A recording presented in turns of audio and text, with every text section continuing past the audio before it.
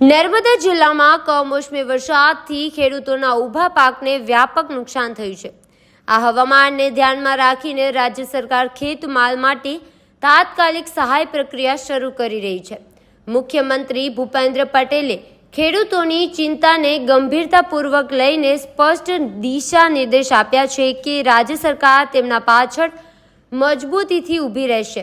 Doctor દર્શનાબેન દેશમુખે જણાવ્યું છે કે કમોસમી વરસાદથી થયેલા નુકસાનની તાત્કાલિક સર્વે પ્રક્રિયા ચાલી રહી છે અને કોઈ ખેડૂતો વંચિત ન રહે તે માટે તમામ પગલાં લેવામાં આવશે। અત્યારે નર્મદા જિલ્લામાં સહાય યોજના અંગે વિસ્તૃત માર્ગદર્શન ખેડૂતો સુધી પહોંચાડવામાં આવી રહ્યું છે અને સરકારનું મુખ્ય લક્ષ્ય છે ધરતીપુત્રો પર પડી આપત્તિમાં તેમની સાથે ઊભા રહેવું। तो आम विषय पत्रिका में बदली कर 10 तारीख પછી તમારા બેવ તાલુકાના કાર્યક્રમ એક ટાઈમે ભેગા થાય જો આ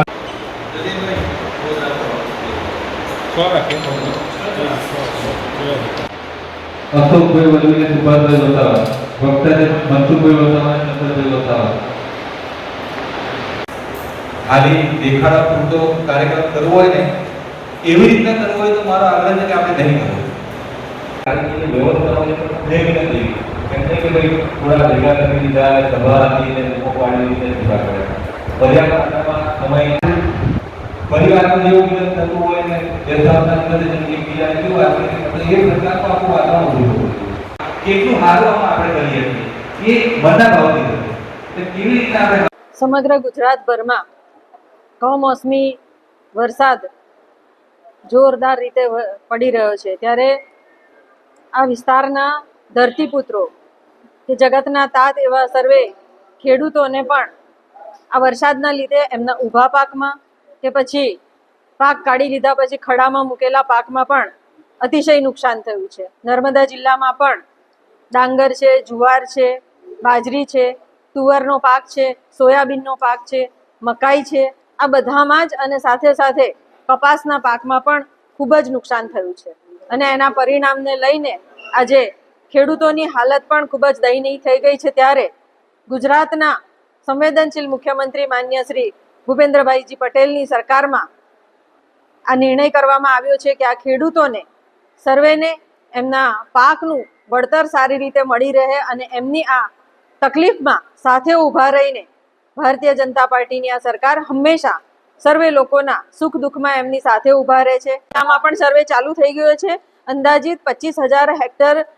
જમીનમાં વાવેતર કરવામાં આવ્યું હતું જેમાં ડાંગર છે, જુવાર છે, મકાઈ છે, સોયાબીન છે। એમાં હાલમાં ડાંગરના જે પાક છે ઊભો પાક જે ઘણા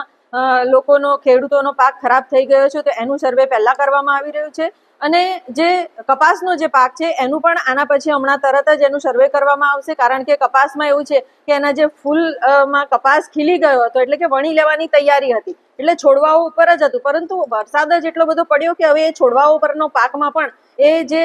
કપાસ છે એમાં પણ પાણી ભરાવાને લીધે એ પણ સદંતર હવે નિષ્ફળ ગયેલો છે અને એ પાક પણ નુકસાન થયો છે। ત્યારે એનું પણ સર્વે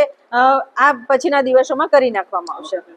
હંમેશા જ્યારે પણ આ વરસાદની પરિસ્થિતિમાં કે જ્યારે પણ વાવાઝોડું આવ્યું છે ત્યારે ગુજરાત સરકારે હંમેશા ખેડૂતોના પક્ષમાં રહીને જ નિર્ણય કર્યો છે અને ખેડૂતોને વળતર આપવામાં આવ્યું છે એના આપણી પાસે દાખલા છે ને અહીંયા આપણી પાસે એની સાબિતી પણ છે એટલે એવી કોઈ પરિસ્થિતિનું નિર્માણ નહીં થાય। દરેક ખેડૂતને એમના પાકનું જે પણ નુકસાન થયું છે એ નુકસાનની પૂરેપૂરી ભરપાઈ સરકારશ્રી તરફથી કરવામાં આવશે।